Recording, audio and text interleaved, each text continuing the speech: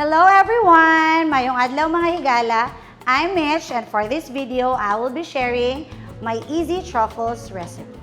The ingredients are 300 grams Bravo condensed milk, 200 grams Barrel's cocoa powder, and another 100 grams Barrel's cocoa powder. So let's mix first the condensed milk and the cocoa powder. Double boil lang, then put the condensed milk para medyo lumambot, and then slowly add the cocoa powder. And dahan-dahan natin i-add si cocoa powder.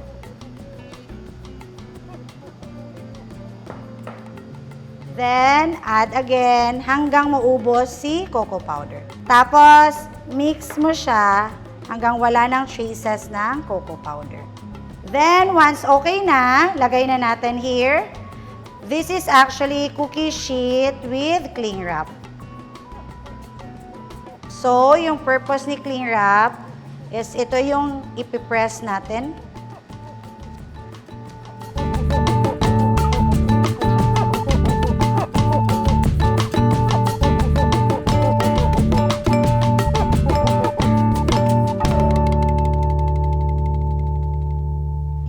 Actually put some mint if you want or some coffee. Then let's chill this one for around mga 10 minutes.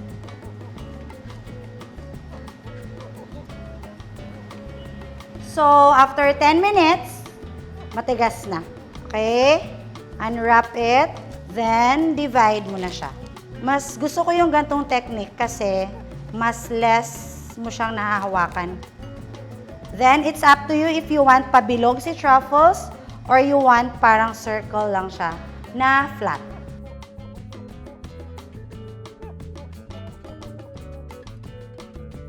After slicing it, it's up to you if you want to make it ball, yung shape, or ganito lang. So, for me, I want like this kasi lalagyan pa natin to ng cocoa powder. So, get a clean tray, tapos cover it with cocoa powder. So it will look like this.